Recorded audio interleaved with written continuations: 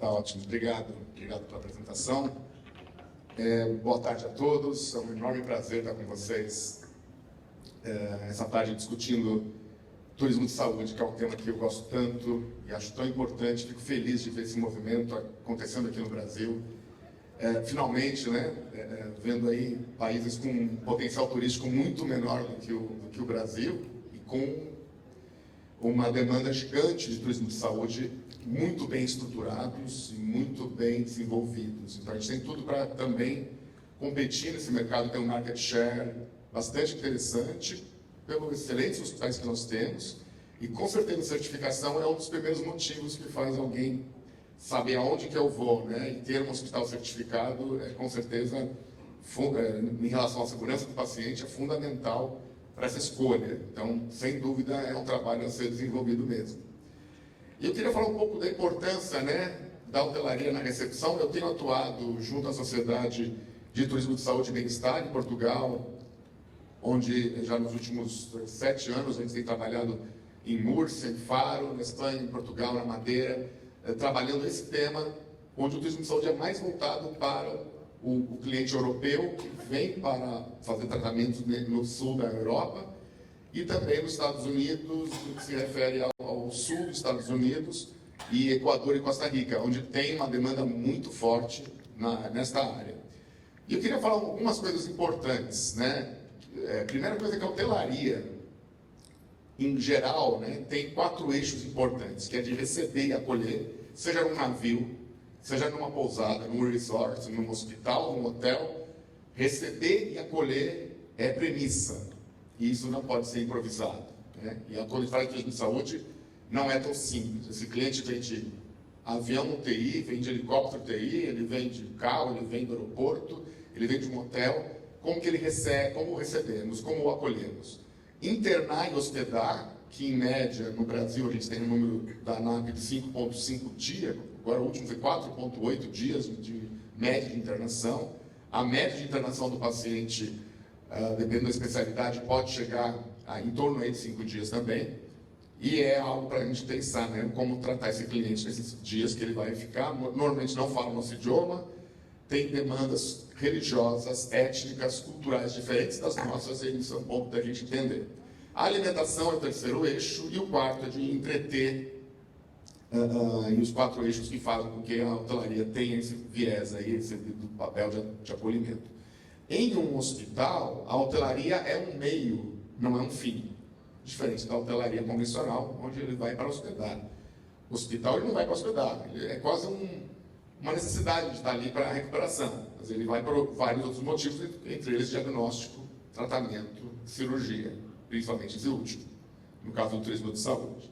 Então, parecido com o slide da Giovanni, né? O que eles pensam, o que eles falam, o que eles querem, depende, né? Esse cara vem da Alemanha, ele vem do Peru, ele está vindo de Angola. Obviamente, eles têm necessidades diferentes. Eu atendo um hospital em São Paulo que 80% do cliente de turismo de saúde dele são angolanos. E o cliente angolano tem necessidades diferentes de um cliente europeu, de um cliente latino-americano, em vários níveis. E tem que estudar esse cliente, criar um persona desse cliente para tentar melhor atendê-lo durante essa hospedagem. Então, esse é um ponto importante da gente lembrar. E a importância da interconexão, né? A gente tem dificuldade de atender saúde no turismo. Saúde no turismo é diferente do turismo de saúde. Saúde no turismo é o cara que tem uma insolação aqui na praia e vem para usar o nosso hospital. E a gente tem dificuldade de atender o cliente que come alguma coisa que não deve, ou come muito, e acaba tendo uma indigestão e vem para os nossos hospitais. E a gente chega no pronto-socorro, a gente não sabe muitas vezes como atendê-lo, a enfermeira não entende, na triagem não entende o que ele fala, não sabe o que ele tem. Eu cheguei a ser chamado para ajudar no hospital que eu trabalhava, um alemão que tinha um problema na língua, ele tinha mordido a língua de uma maneira severa, ele tinha perfurado a língua, e não conseguia, ele falava alemão, mas não conseguia se comunicar nem em alemão, e nem em inglês, né? Com uma dificuldade muito grande, e ninguém conseguia atendê-lo. Então, há como fazer isso. Os hospitais fora do país já há anos, né? já tem soluções para isso, a gente tem tecnologia que ajuda, mas a gente tem que, primeira coisa, pensar no cluster. Cluster é a principal palavra quando a gente fala de começar um projeto de turismo de saúde, que é integrar hotel, shuttle, aeroporto, até viagens aéreas internacionais nesses países que são grandes demandantes, eles são custeados, parte dele, pelo governo, para fomentar esse paciente ter que vir. Então, é tudo esquematizado num cluster, que é um conglomerado de serviços, né, usando a tradução livre para cluster, um conjunto de prestadores de serviços interconectados. Então, ele vai chegar no aeroporto, já vai ter um carro que vai levá-lo para o hotel, esse hotel faz parte do cluster, ele só vai fazer um único pagamento e não vai ter que pagar 500 coisas, ainda com o risco de ter atravessadores, aproveitadores, pessoas que possam deixá-lo inseguro. Então, isso faz parte da recepção desse cliente, para que possam trabalhar juntos e realizar tarefas de forma mais eficiente e escalável. Países com muito menos padrão de turismo, eu lembro da Clínica Morales, que é uma clínica dentro do Larcomar, em Lima, no Peru, de cirurgia plástica, com a Clínica Delgado, ou Good Hope, que são dois grandes hospitais onde ele fazia cirurgia nesses hospitais. A questão é que a maior parte do turista de saúde que vem para o Brasil, ele vem por conta de um médico, do nome do médico, não do nome do hospital. É o médico que atrai. Já tenho clientes que às vezes a hotelaria é chamada, onde o médico liga para a hotelaria falando assim, eu estou com um cliente VIP aqui, internacional, na fila do raio-x há 3 horas e ninguém atende, demora. Aí vão lá, acham alguém que fala inglês, furam a fila e aí tenta dar tudo, põe um upgrade no quarto, manda uma cesta de frutas, mas aí já está demais, ele já está... Eu tinha que saber disso antes. Quem está para vir aqui? Fala que idioma. Eu poderia botar um concierge que fala o idioma dele na porta para receber o meu nome. Mas para isso eu preciso ter um planejamento. E não pode ser o médico trazendo porque ele é famoso. O hospital também tem que vender como destino, ainda que o médico seja bom e famoso, porque não faz mal nenhum, pelo contrário, mas tem que estar estruturado o hospital como um todo. Então, o cluster é importante. Eu queria trabalhar 7 pontos rapidamente, tenho 12 minutos, vou falar 7 pontos rapidamente que a gente poderia revisitar e talvez ter até alguns deles requisitos para a gente pensar em turismo de saúde no Brasil e em qualquer lugar do mundo. Então, primeiro, receber e acomodar o cliente e seu acompanhante. Então, a importância do receptivo no idioma do paciente, desde a chegada ao país até a chegada do hospital. Se a gente olha para os melhores hospitais do mundo na Europa, ou mesmo no Canadá, que tem um grande hospital que faz esse tipo de trabalho, ou mesmo os americanos, sem contar na Ásia, que tem produtos muito sólidos nesse sentido, todos eles no site já tem prepare sua viagem, planeje sua viagem. O cara começa no site já sabendo onde ele vai ficar, quanto vai custar, com quem ele vai falar, que dia que está marcado as consultas, o que ele vai comer, assim, tem o detalhe, né? Você pode, esse aqui é de um hospital na Tailândia, né? Mas todos eles, tanto faz qualquer um, existe um planejamento de viagem. No próprio site existe uma aba chamada Turismo de Saúde, onde ele pode fazer conta, quanto ele vai pagar, ou procure seu médico, ele tem um chat que ele pode falar com alguém que fala, que você não sabe que médico você precisa, faz uma consulta digital aqui com a gente, uma jornada digital, e numa consulta médica de telemedicina, você vai descobrir quem é teu médico e ele vai se apresentar antes de você chegar, você já vai ter tido contato com ele, isso vai funcionar melhor. Planejamento de viagem sem surpresas, a emissão de passaporte, você precisa de visto, é um visto especial de turismo de saúde, não é o mesmo visto de turista, porque pode ser que prolongue o número de dias, etc. Gastos que ele vai ter em todo o processo, tudo pago no mesmo... Se eu tenho seguro de saúde, esse seguro de saúde vai arcar com parte disso, ele vai receber depois. E tem brokers, que são agências de viagem exclusivas para recebimento desse dinheiro depois. E toda a logística envolvida, do hotel até o hospital, do hospital até o hotel, e o acompanhante também, se tiver alguma demanda de turismo, enquanto vai esperar uma semana para tirar os pontos, ele pode visitar Machu Picchu, ou não pode. Ele vai fazer um safari light na África do Sul. Ele vai ficar aqui no camarote do carnaval bacana do Rio de Janeiro, enquanto ele está hospedado nesse período. Então, seja lá qual for, preparar a visita e planejar a viagem tem que fazer parte do primeiro passo do turismo de saúde. Ele não pode vir como alguém, um mochileiro que vem sem saber para onde ele está indo. Ele tem que ser algo extremamente planejado. Os hospitais devem prover isso já na forma de comunicar isso via internet, via site. Segundo, tornar claro as especificações dos serviços contratados. Então, também, da mesma forma, quando ele vai receber, ele vai saber qual é a acomodação que ele vai ficar. qual tipo de... O que está incluso? Tem internet? Não sei se tem, será que tem internet? É gratuita? Tem hospitais que cobram... Tem muitos países, alguns asiáticos, que toda hotelaria é cobrada à parte. Igual em algumas companhias aéreas internacionais. Quer um fone de ouvido? $10. Quer comer? $30. Tudo é pago à parte. Isso faz parte ou está fora? Ele tem que saber, até para assistir televisão você tem que pagar. O acesso ao controle remoto. Então, ele tem que saber antes o que esse país fornece em termos de hotelaria, o micro-ondas, o esquentar comida, o acompanhante vai ficar onde, durante a cirurgia, no dia seguinte, enquanto ele estiver, ele pode ir para um hospital de transição ou para um flat de transição.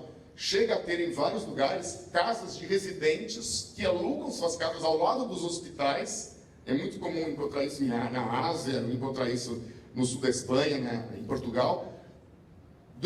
Para os pacientes que vão ficar lá, então já tem um esquema de tipo hostel ligado para o turista de saúde, né? E tem estruturado, o próprio sírio-libanês tem um flat do lado, que é um flat específico para o turista, seja nacional ou não. Lá em Barretos, né, você encontra um monte de casas que alugam, né? A gente tinha lá em Abadiânia, entre Goiânia, aquele monte de casas, que era turista de saúde nacional, né? Um centrinho lá em Bauru, por conta do lábio. Então você já tem isso desenvolvido. Quando não desenvolve estruturalmente, ela acontece. De forma organicamente ela acontece. Então é melhor que seja estruturado. Você não quer o teu cliente batendo na porta para descobrir quanto custa uma hospedagem. Terceiro, criar um canal de relacionamento. Esse talvez seja um dos mais importantes. Ter um canal de relacionamento que ele consiga falar durante toda a hospedagem. De preferência, um concierge.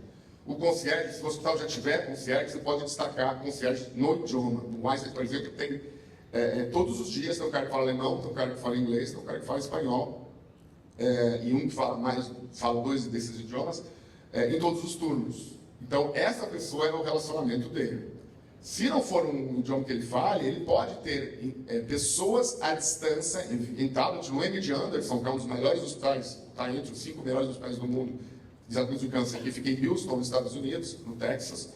Eles têm lá, nas consultas, um tablet com pessoas que falam o idioma. O cara fala russo e vai ter alguém que vai falar russo durante a consulta, para nada ficar fora. E não é um aplicativo que vai traduzir automático, que pode ter erros. Ali você não quer ter erros quando está falando da cirurgia do coração, quando está falando da cirurgia do bucomaxilo ou da bariátrica, né? Você quer saber exatamente o que está sendo falado. Então, é alguém interpretando o que o médico fala e traduzindo.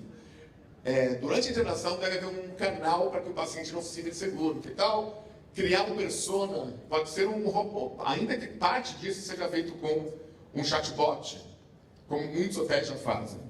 Mas você pode também ter, como esse aqui você tem na Turquia, você tem vários hospitais que você tem um canal ou o concierge. No Brasil a gente já tem, foi mostrado pela própria Ana, né, no DF-Star. Há outros sistemas avançados como esses, hoje em dia, onde o próprio paciente pode chamar o concierge digital. O concierge digital é acessível por webcam, e ele é um concierge para 2 apartamentos, 2 andares, por exemplo. Então, quando ele chama, ele faz um video call do celular ou do televisor, que espelha o celular dele, ou é um tablet beira-lento igual o que foi mostrado no DF-Star, e ele consegue espelhar aquilo, mesmo que a TV não seja smart, você tem uma caixinha que faz esse espelhamento, e você consegue falar com o concierge, que vai falar no teu idioma aquilo que você precisa. Fora isso, ele consegue pedir roupa de cama, toalha, cobertor, secador de cabelo, manutenção, refeição, copo d'água, capelania, seja o que for, no idioma que ele quiser, porque esse sistema já tem lá, você seleciona a bandeirinha e tem espanhol, inglês, alemão, japonês, o idioma que você precisar, então isso facilita, isso já é algo existente há pelo menos 5 anos, não é algo novo. Isso aqui já está... Nós temos hospitais no Brasil que têm sistemas como esse. Quarto item. Cadeia logística de distribuição da hotelaria tem que ser muito bem feita. O turista internacional não vai topar coisas que nós brasileiros muitas vezes topamos, né? Você vai para o hotel bons e a toalha de banho, você olha contra a luz, não tem mais fio, tem aquela coisa que só vê a... Como que pode não trocar essas toalhas, né? O pneu do caminhão recalchutado até a última lona, até o último momento. Você não pode ter economia desse tipo. O turismo de saúde não aceita, porque não está acostumado com padrões tão baixos como muitas vezes a gente acaba tendo na hotelaria brasileira. Infelizmente, vergonha para mim que sou hoteleiro, mas a gente tem alguns padrões de hotelaria péssimos. Tem padrões maravilhosos, mas tem padrões que são vergonhosos em termos de nível de serviços. Então, o horário de refeição é horário de refeição. O horário tem que ser cumprido, tem que ter meta, tem que ter uma hotelaria que funcione, tem que ter requisitos da temperatura que a comida chega, tem que ter alguém controlando tudo isso. Né? O controle sobre o que o paciente tinha, o controle sobre essa roupa, quanto tempo ela tem de vida útil, não pode ser no achismo, né, ou na economia. Né? Não pode ter um piso descolando de paviflex no meio do quarto, não pode ter um ar-condicionado quebrado, uma coisa que não seja trocado o filtro. Por isso, requisitos de segurança e de qualidade são tão importantes. Isso é pré-requisito, então tem que funcionar para os brasileiros. Em primeiro lugar, tem que poder funcionar para daí querer atender alguém de fora, né? Quinto, atendimento às demandas nutricionais. Por quê? Porque as pessoas comem coisas diferentes da gente. Então, não é, você vai para o continente, vai encontrar no café da manhã frango, carne, vai encontrar azeitona. Como azeitona no café da manhã? Sim, come azeitona no café da manhã. E talvez seja uma demanda que não é a mesma que a nossa. Porém, essas coisas têm que ser avaliadas, porque ele pode considerar aquilo fora de padrão. E não exagerar também, saber onde está. E também é outro erro de hotelaria que eu vejo. Vou para o Nordeste, vou para o Rio de Janeiro, sou europeu e quero comer um peixe e me oferecem bacalhau e salmão. Será que é bacalhau e salmão que eu deveria comer no Brasil? Será que a gente teria nenhum peixe maravilhoso que nós temos aqui que poderia ser comido além de bacalhau e salmão? Então, claro que a gente poderia repensar isso. Esse aqui que eu trouxe como exemplo são dietas cook-chill, são dietas pré-congeladas, que eu compro para 15 dias. Estão, inclusive, na validade, ó, que vence dia 24 de abril. Tá? Antes que a ONU venha querer impugnar meu slide. Então, veja, esses são kasher. Isso aqui é alimentação kasher para a comunidade judaica. Eu tenho o frango com mandioquinha, kasher. Eu não tenho um rabino na cozinha do hospital, mas eu tenho alimentação kasher cook-chill que vai entregar no quarto daquele paciente. Podia ser vegano, podia ser infantil, podia ser pediátrico, podia ser quaisquer demandas específicas que eu tivesse. Lembrando que a adventista não come carne, não come camarão, o vegetariano, o vegano não vai ficar satisfeito se você der para ele alguma coisa com ovos ou com peixe ou com carne. Você tem que entender um pouco dessa dieta e ter possibilidades de entendê-lo. Porque ele vai ficar bastante frustrado se ele não puder comer, já que a alimentação faz parte da recuperação desse paciente. Todos esses aqui são kasher, tá? São vendidos em São Paulo. Tá? Isso aqui é um hospital de São Paulo. Vende em São Paulo como congelado. Toda a comida é cook-chill? Não. A comida é normal, obrigado. Mas ele tem especificamente alimentação cook-chill para quando precisa, ele abre mão lá, ele regenera esse alimento em banho-maria ou em forno combinado, em questão de minutos. Às 3 da manhã, se ele precisar de um bag de arroz hipossódico, ele abre um bag de arroz hipossódico, regenera e serve o paciente. Não precisa ter um chefe de cozinha ou alguém especializado naquela alimentação. Lembrando que não é só demanda nutricional, demanda étnica, religiosa, sobre nascer e morrer. Temos culturas diferentes, aquilo que é aceito para o brasileiro não é aceito em outros povos. Enterrar logo que morre não é uma coisa comum fora do Brasil, né, como nós fazemos aqui. Outros, questões de transfusão de sangue, são questões sérias e importantes de serem discutidas, porque isso pode afetar ou ofender aquela pessoa. Então, tanto para o nascimento como para a morte, como mesmo para tratamento. Sexto ponto. Pensar na experiência sustentável, cada vez mais. Esses clientes, assim como já acontece na hotelaria convencional, agora aboliu o plástico já no ano passado, e vários hotéis já fazem isso. Então, assim, vou colocar uma garrafa de plástico. Eu tenho um motel na Amazônia, por exemplo, que eles pegam a água do sensível equilíbrio que eles têm lá, uma água maravilhosa do lençol freático lá da Amazônia. Eles botaram uma torneira, eles valorizam isso no storytelling do cliente. Esse cliente ficaria revoltado de ter uma garrafa de plástico e ele está contribuindo com o lixo dele, deixando como legado para o destino que ele foi usar. Da mesma forma, não devemos ter água francesa. Eu quero impressionar meu cliente, vou botar uma água francesa. Será que eu não posso pegar a comunidade, como muito bem trouxe aqui as demais palestrantes, e trazer a comunidade local e ter uma água, né? Um dos melhores hotéis do estado de Nova York, que é o Equinox, usa uma empresa de aquífera do Brooklyn não, de São Paulo, Brooklyn americano, que vende uma água local. Traz a comunidade para dentro. E isso funciona muito bem. Então, talvez não seja o caso de pensar no modelo mental, não, vou botar Perrier, vou botar Evian, porque meu cliente internacional vai ficar impressionado. Não vai ficar impressionado, né? Tem que tomar um pouco de cuidado. Primeiro, plástico, nem pensar. Até a touca de banho, o amenity, o sabonete, o negocinho que você coloca para o papel, o frasco do sabonete, hoje estamos trocando tudo por frascos de parede, para que não tenha embalagem plástica sendo jogada. A bombona passa por logística reversa, a hotelaria vem fazendo isso para que reduza plástico. O Einstein não tem mais resíduo têxtil, é zero, tudo vira bolsa. E não tem mais resíduo reciclável, né? Tudo é aproveitado. Então, mas isso é um trabalho que é dos últimos 10 anos, não é um trabalho da noite para o dia. E isso a gente tem que promover. O cliente de saúde, né, que vai para um local exótico, muitas vezes, né, pode ficar chateado de encontrar uma solução pouco cuidadosa com o ambiente naquele país, sendo provocado por uma má gestão de hotelaria. E sétimo, e não menos importante, talvez seja a base de tudo, que é melhorar a comunicação com o cliente. Não dá para o cara chegar no hospital e assinar um termo de consentimento informado em português. Não dá para o cara olhar para uma sala escrito SADT. Ele não vai saber o que significa aquilo. Não tem cabimento, ou cardápio, ou o que, doutor? Nem em português.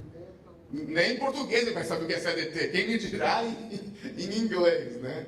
Agora, muito menos que coisas básicas, importantes, né? Vai fazer quimioterapia. Tá, e será que ele tem como saber onde é quimioterapia? Vão saber informar? Ele não vai encontrar pessoas que falam inglês. Não vai contratar pessoas que falam inglês no hospital só porque atende turismo de saúde. Mas a gente tem que preparar com placas, a gente tem que ter termos de banco de sangue, termos de consentimento informado, tudo em inglês. A gente tem que pensar na forma com que ele recebe e assina documentos financeiros, de aceitar, fazer algum procedimento que não está, que os médicos possam fazer, igual a gente assina aqui no Brasil com nossos planos de saúde, em inglês, ou em espanhol, ou em idioma que for necessário. Tá? Então, e por que tem a Barbie?